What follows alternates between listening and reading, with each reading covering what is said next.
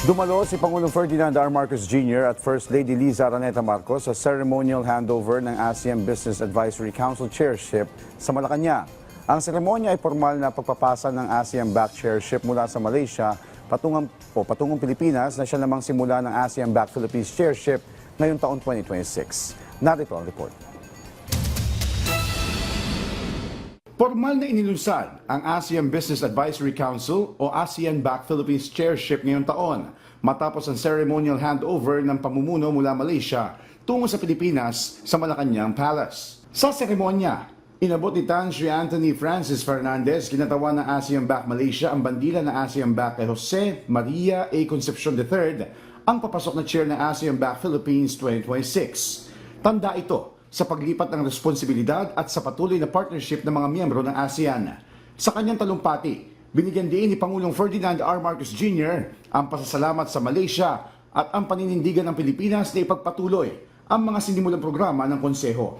As we mark the transition of the Association of Southeast Asians Business Advisory Council chairship from Malaysia to the Philippines, we do so with gratitude and with determination. Ayon sa Pangulo, ang paglipat ng chairship ay patunay ng tiwala sa ASEAN-backed bilang mahalagang katuwang sa pagsulong ng mga prioridad ng rehiyon. This moment affirms the confidence placed in the Council as a vital partner of the ASEAN in advancing our shared regional priorities.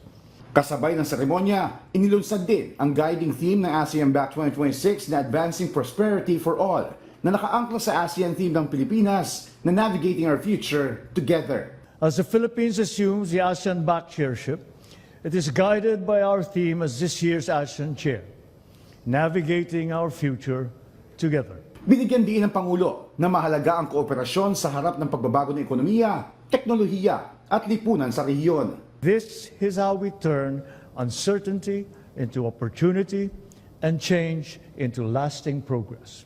Sa ilalim ng pamumuno ng Pilipinas, tututukan ang pagpapalakas ng regional supply chains, pagpapalawak ng kalakalan at investment, at sa pagsasama ng MSMEs sa regional value chains sa pamamagitan ng public-private partnerships. We will continue to provide platforms for dialogue and partnership by bringing together policymakers, business leaders, investors, innovators.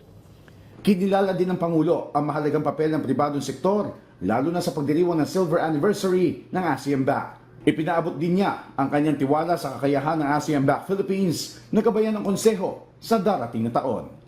Joshua Garcia para sa Pambansang TV sa Bagong Pilipinas.